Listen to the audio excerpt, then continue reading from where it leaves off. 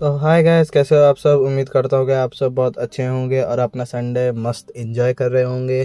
तो बेसिकली हमारे ये वीडियो हमारी सैटरडे को आने वाली थी, बट क्या कर सकते हैं, थोड़ा काम की वजह से हमें ये वीडियो आज ड्रॉप करना पड़ रहा है। तो कोई ना, होता है एक दो वीडियो से होते रहते हैं लेट थोड़ा। अब क्या ही कर सकते हैं, सबको थोड़ा कुछ ना कुछ काम रहता है अपनी ज़िंदगी का। स्पेशली जो लोग कॉलेज में हैं उनके तो काम ही काम रहते हैं ज़िंदगी में। आप सबको पता ही होगा जो लोग कॉलेज में हैं। तो ये सब बातें छोड़ते हैं और आज का टॉपिक चालू करते हैं, जो कि है हेलन पैराडाइज का एपिसोड नंबर 7, जो कि बहुत यूनिक होने वाला है बाकी 6 एपिसोड्स में, क्योंकि इसमें कुछ हमें यूनिक चीज़ें पता चलने वाली है और थोड़ा यूनिक चीज़ें होने वाली इस एपिसोड में, जो कि आपको चौंका दे सकती हैं। तो हमारे तक एंड तक बने रहिए कि क्या सरप्राइज़ है जो मैं बात कर रहा हूँ, बेसिकली वो आप जान लेंगे। इस एपिसोड के स्टार्टिंग में देखने को मिलता है कि दो लड़कियां रहती हैं जो कि आपस में किस करती रहती हैं और इन्जॉय करते रहती है अपने आप में ही। उसी समय हमारे जो दो भाई रहते हैं, जो कि हमारे पिछले एपिसोड में हमें दिखाया गया था, एक हमारा जो स्वॉर्डमैन रहता है और एक जो कैदी रहता है, जो कि बेसिकली दोनों भाई रहते हैं, जुड़वा भाई रहते हैं। तो वो लोग देख के चौंक हो जाते हैं उन लड़कियों को कि वो इतने खतरनाक जंगल में इतने मज़े से अपने आप को किस कर रहे हैं। ये देखने के बाद हमारे जो दो लड़के रहे हुए थोड़ी देर के लिए तो ऐसा होता है काश ये मुझे मिल जाए, ऐसे सोचते हैं। फिर उसी समय हमारे जो वहाँ से दो लड़कियाँ रहती हैं, उसमें से जो एक लड़की रहती है जिसके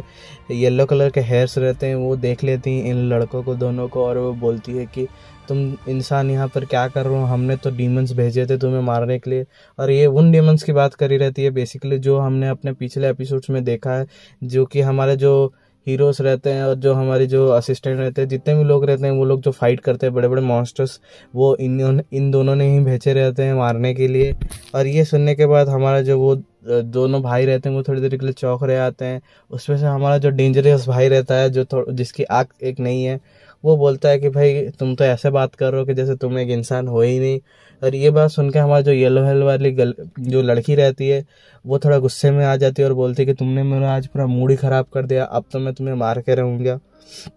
और ये बात सुनने के बाद हमारा जो येलो वाला जो लड़की रहती है वो एक लड़के में कन्वर्ट हो जाती है, जिसे देख के हमारे जो दो भाई रहते हैं वो तो भाई चौंक रहे होते हैं कि ऐसा कैसे उसने अपने आप को कन्वर्ट कर लिया। और वो बोलता है कि बेसिकली हमारा जो वो येलो वाली लड़की रहती है उसने एलिक्सर ऑफ जो एलिक्सर ऑफ हार्ट जो भी ढूंढना था उन लोगों को, वो पी लिया आता है। फिर हमें अपने अगले सीन में ही देखने को मिलता है कि हमारे जो हीरो गाबीमारू और सिगिरी, जो वहाँ पर जो वो हमारे पिछले एपिसोड में वो लोगों ने जो एक शहर ढूंढा था जो कि ऐसे मतलब बैन्डेड हो गया था, अभी वहाँ पर कोई नहीं रह रहा था, वो जो ऐसे माउंटेन के ऊपर से देखते रहते हैं, उसी सीन के बीच हमें देखने को मिलता है कि हमारे गाबीमारू एक जन को नोटिस करता है उसके पीछे, मतलब उनको कोई नोटिस कर रहा है बोल के। और बेसिकली वहाँ पर रियली एक लड़की रहती है छोटी सी, जो कि उनको पीछे से नोटिस करते रहती है और बहुत दूर से देखती रहती है इन लोगों को, ये लोग क्या कर रहे हैं। फिर उसी समय हमारा गाबीमारू उसे देख लेता है और उसके बाद वो उसको देखने के बाद उसे तुरंत दौड़ाता है, बट वो जो लड़की रहती है वो भी दौड़ना शुरू कर देती है। फिर हमारा गाबीमारू उसको चेस करता है। फिर उसी समय हमें देखने को मिलता है कि वहाँ पर एक डीमन आ जाता है, डीमन नहीं बोल सकते, एक क्रिएचर आ जाता है जो कि ऊड़ का बना रहता है। और ये देखने के बाद सब लोग चौंक रहे होते हैं कि एक ऊड़ का बना हुआ कैरेक्टर कैसे उनके सामने आ गया, क्योंकि यहाँ पर बेसिकली कोई भी नहीं होता है ऐसा डेमन टाइप का। तो हमारा गाबीमारू बोलता है कि मैं उस लड़की के पीछे जा रहा हूँ। तो हमारी जो सागिरी रहती है वो बोलती है कि तुम कैसे जाओगे, वहाँ पर तो वो क्रिएचर है। तो हमारा गाबीमारू वहाँ दौड़ के जाता है और उस क्रिएचर के सिर पे मारता है एक पैर, जिससे कि वो क्रिएचर उड़ के जाके हमारे जितने बाकी मेंबर रहते हैं उनके पास गिरता है। और वो बोलता है कि हमारा जो सागिरी को बोलता है कि तुम लोग इसको संभाल लो और मैं जा रहा हूँ लड़की के पीछे, क्योंकि मेरे को लड़की से मतलब लग रहा है कि उसके पास कुछ ऐसा इन्फॉर्मेशन है एलिक्सर ऑफ हार्ट के बारे में, जो कि हमें बहुत यूजफुल हो सकता है। ये बात सुनकर हमारी सागिरी भी उसके पीछे चल देती है और जब वो जाती रहती है वो उसके एक भाई को बोलती है जो कि वहाँ प्रेजेंट रहता है, उसे बोलती है कि तुम लोग इसको संभाल लो, मैं हमारे गाबीमारू को अकेले नहीं जाने दे सकते, क्या पता वहाँ से वो मतलब चला जाए और फरार हो जाए। और ये बात सुनने के बाद उसका जो भाई रहता है वो टेंशन में आ जाता है, क्योंकि बेसिकली वो उसको मतलब लड़ने से डर लगता था। और उसके साथ हमारी जो वो लड़की निंजा भी रहती है, तो हमारी जो लड़की निंजा रहती है वो फैसला करती है कि वो लड़ेगी इसके साथ, और वो उसका एक लव एंटीडोट पीती है, जिससे कि वो बहुत ऐसा उसे पसीना आना चालू हो जाता है।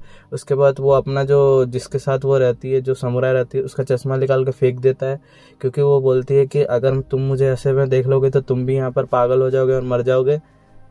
तो ये देखने के बाद वो अपने चश्मे उतार के फेंक देता है कहीं, क्योंकि अगर वो देखेगा तो वो मर जाएगा, क्योंकि उसके पास एक ऐसी टेक्निक रहती है कि जो भी हमारी उस निंजा गर्ल को देखेगा वो बेसिकली बेहोश हो जाएगा वहीं पर। उसी समय हमारी सागिरी और हमारे गाबीमारू उस लड़की को दौड़ाते रहते हैं, जिसमें कि हमारा जो गाबीमारू रहता है वो उसे पकड़ ही लेता है। बट उस लड़की के अंदर एक सुपर नेचुरल पावर रहती है कि वो हमारे गाबीमारू को भी एक समय के लिए उठा के ऐसा पटक देता है ज़मीन पे, जिससे कि हमारा गाबीमारू समझ नहीं पाता है कि ऐसा क्या हो रहा है मेरे साथ, एक लड़की छोटी सी बच्ची मुझे उठा कर पटक दे रही है और उसके पास इतने पावर्स कैसा है। फिर जब तक उसको रियलाइज़ होता है वो लड़की फिर से भागना चालू कर देती है। बट इस बार हमारी जो सागिरी रहती है वो उसे प्यार से समझाती है दौड़ते दौड़ते कि रुक जाओ, हमें तुम्हें मारना नहीं, हमें तुम्हें बस एक चीज़ पूछनी है। उसके बाद हमारी वो लड़की वहाँ पर रुक जाती है। बट हमें देखने को मिलता है कि जो लड़की वहाँ पर रुक जाती है वो अपने हाथ पे एक पावर ऐसा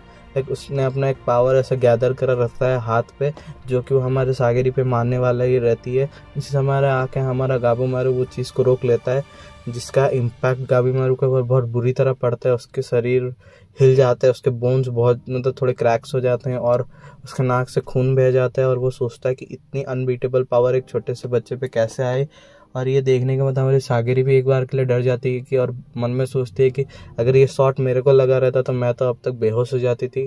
और ये देखने के बाद हमारे गाबीमारू अपने ख्याल में सोचता है कि अगर मैंने इससे कुछ यूज़फुल इन्फॉर्मेशन निकाल लिया तो मैं शायद अपने वाइफ के पास फिर से जा सकता। और वो डिसाइड करता है कि उस लड़की को वहाँ पर बांधने के लिए तो वो बेसिकली वहाँ का जो पेड़ के जो स्टेम्स रहते हैं उसको घिसता है और उसी से हमारी जो लड़की रहती है उसे पेड़ पे मान देता है ऐसा उल्टा करके, जिससे कि हमें जो वो लड़की रहती है वो रोना चालू कर देती है। उसके बाद हमारी सागिरी बोलती है कि तुम अगर बच्चे को ऐसा करोगे तो वो रोने वाली ही थी। तो हमारा गाबीमारू बोलता है कि फिर क्या करूँ मैं। तो हमारा जो सागिरी रहती है वो बोलती है कि उसे पहले नीचे लाओ, उसके बाद हम बात करते हैं, उसे आराम से समझाते हैं।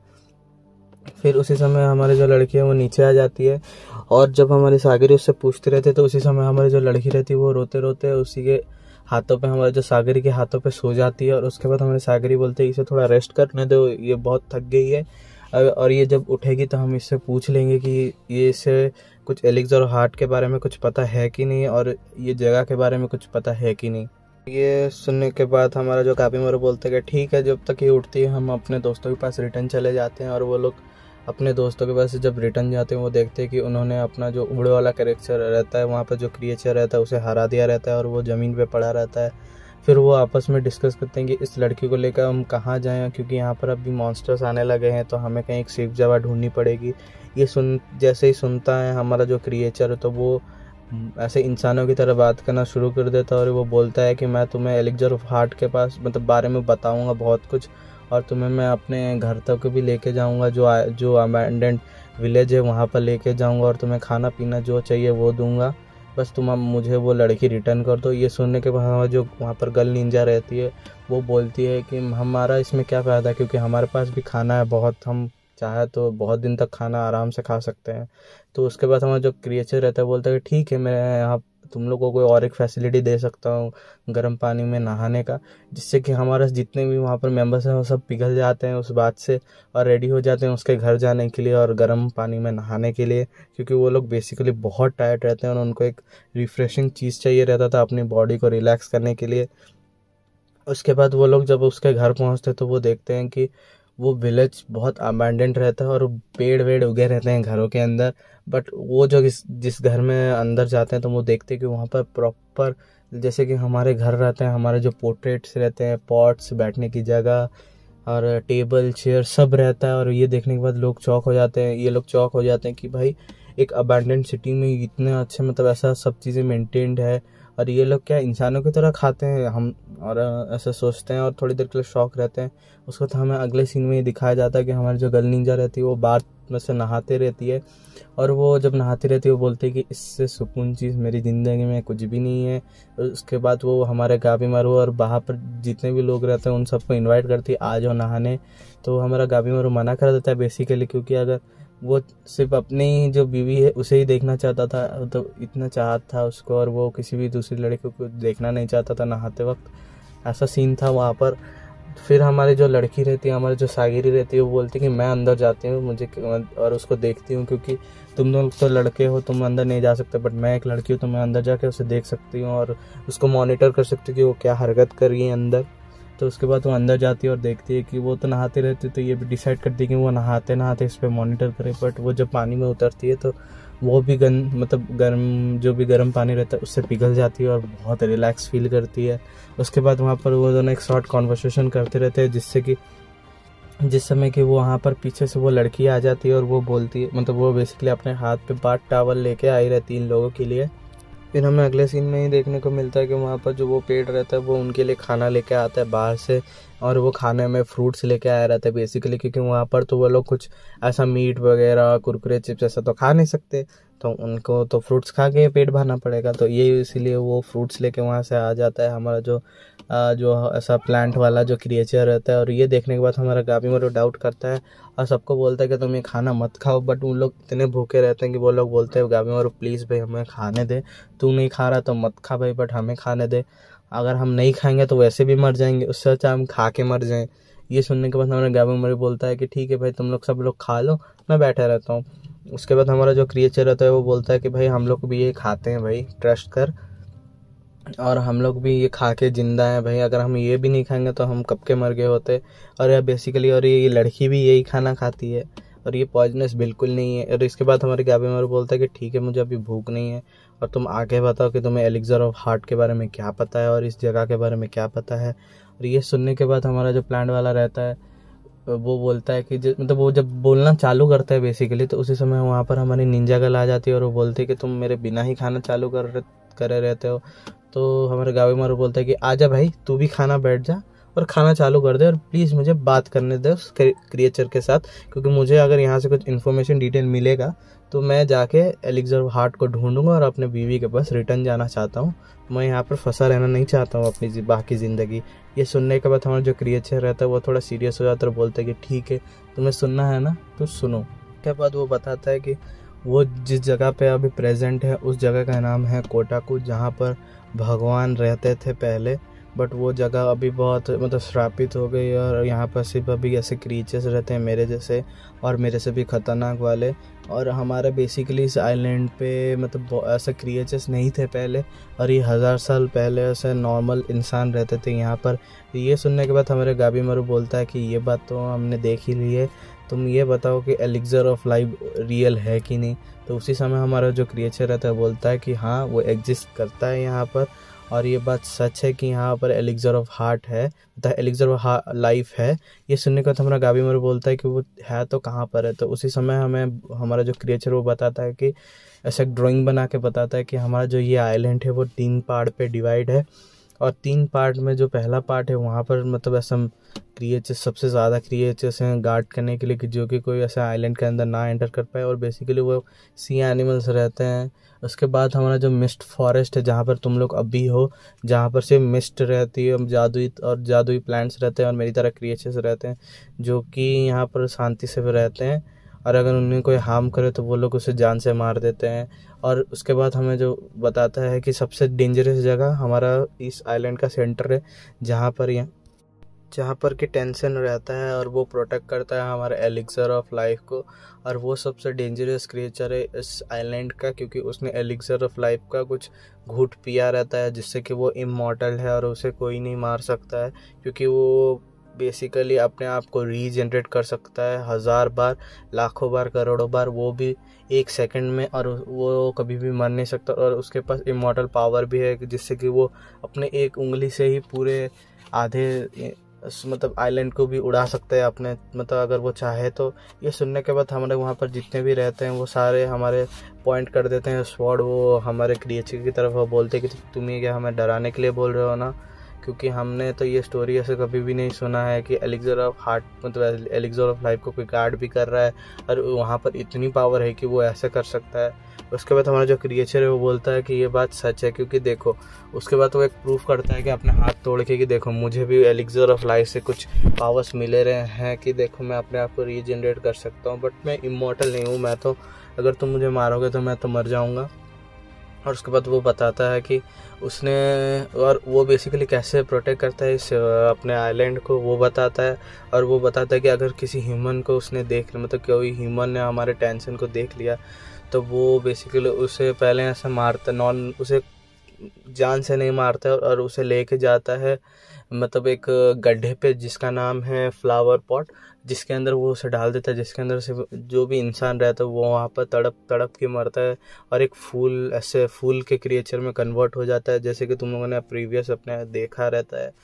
और ये सुनने के बाद वो लोग बहुत डर जाते हैं और बोलते हैं कि टेंशन को हराने का कोई तो मतलब होगा, तो कैसे भी हम हरा सकते हैं। उसके बाद वो बोलते हैं कि भाई मैं तो यहाँ से 1000 साल हो गए, मैं कहीं नहीं गया, मैं हमेशा ये 1000 सालों में मैं यहीं पर घूमता रहता हूँ, मैं यहाँ से दूर भी नहीं जाता हूँ, क्या पता मुझे टेंशन दिख जाए बोल के, इसलिए मैं यहाँ पर डर के रहता हूँ। मैंने तो कभी टेंशन को नहीं देखा और मुझे पता नहीं कि उसे कैसे हराना है। अगर तुम्हें एलिक्सर ऑफ लाइफ चाहिए तो तुम्हें टेंशन को हराना पड़ेगा और उसके बाद ही वो ले सकते हो। उसी समय हमारा जो गाबीमारू है वो सोचता है कि ठीक है भाई, जो भी हो जाए मुझे इसे हराना है और एलिक्सर ऑफ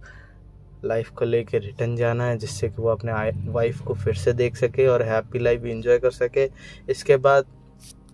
हमें अगले सीन में ही देखने को मिलता है कि हमारा जो गाबीमारू रहता है वो नहाने जाता है और उसे पीछे पीछे से फॉलो करती रहती है हमारे सागरी। उसके बाद हमारा गाबीमारू बोलता है भाई मुझे अभी तो नहाने दो और तुम थोड़ा रिलैक्स कर लो जाकर, क्योंकि जब हम लोग सीरियस डिस्कशन कर रहे थे तब उस समय तुम सो रही थी, मैंने देखा था। उसके समय हमारी जो सागिर रहती बोलती कि मैं तो नहीं सो रही थी, वो मैं आँख बंद करके रिलैक्स कर रही थी बट मैं सुन रही थी। और इसी समय हमारा गाबीमारू बोलता है कि हाँ मैंने तो देख लिया तुम कैसे सुन रही थी बोल के। इससे समय तो उस समय हमारी सागरी बोलती है कि तुम मुझे ट्रिगर कर रहे हो ना। उसके तो हमारा गाबीमारू बोलता है कि नहीं मैं तो ट्रिगर नहीं कर रहा हूँ, मैं जा रहा हूँ नहाने और तुम थोड़ी देर मुझे प्राइवेसी दो। उसके बाद हमारी जो सागरी वो बोलती है कि भाई प्राइवेसी तो तुम्हारी ज़िंदगी से अभी चली गई है, तो प्राइवेसी क्या ही करोगे तुम। उसके बाद दोनों जैसे बाथरूम में एंटर करते हैं, उसी समय हमें देखने को मिलता है कि वो लड़की जो वहाँ पर रहती है जो छोटी वाली, वो वहाँ पर नहाती रहती है और ये जब उन दोनों को देखती है तो रोना चालू कर देती है। उसी समय में सागरी बोलती है कि भाई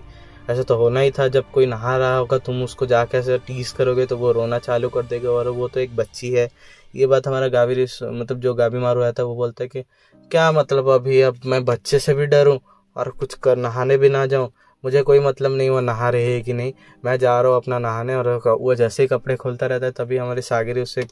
ऐसे धक्का मारती है और बोलती है कि तुम उस कॉर्नर में जाओ और नहाओ, और वो लड़की के पास आती है। हमारा जो गाबीमारू रहता है वो सागरी को बोलता है कि भाई मुझे तो इन लोगों पे अभी बिल्कुल ट्रस्ट नहीं है, क्योंकि उन्होंने जो स्टोरी सुना है वो मुझे थोड़ा ऐसे अपने मन से सुना है जैसा लग रहा है। और हमने जब अपने बुक्स को भी जो हमारे पास डिक्शनरी थे वो भी चेक करा तो हमें पता चला कि